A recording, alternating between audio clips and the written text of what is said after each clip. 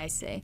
And speaking of the missile attacks, what do we need to know? You mentioned more than 50 people have been killed. I think I saw a figure more than 250 people were injured.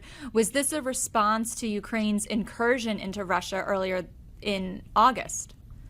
hmm Well, I think as part of the development of the war, I think Ukraine and to some extent Russia as well, of course, have been very effective in developing new technologies for this war. It's taking warfare in a new direction, and all the countries, including the U.S., are learning from what's happening on the battlefields.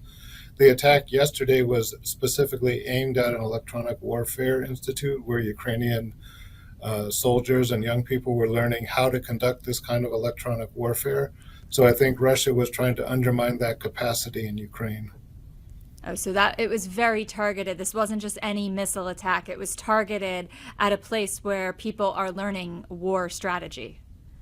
Exactly. So, I mean, often Russian bombs seem to go astray, or they're specifically attacking civilian places and obviously energy infrastructure. But this one seemed to be very much targeted on trying to undermine Ukraine's ability to wage this kind of electronic warfare.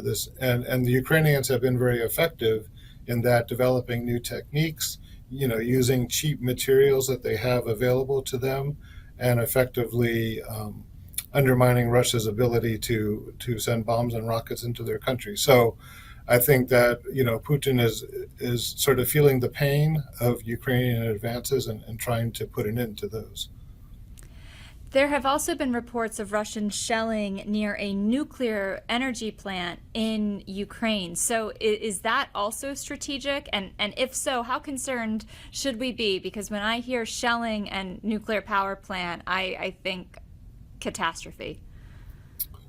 Right. Well, I guess the main consequence if they actually hit the nuclear power plant would be the spreading of the atomic material and radiation throughout that territory.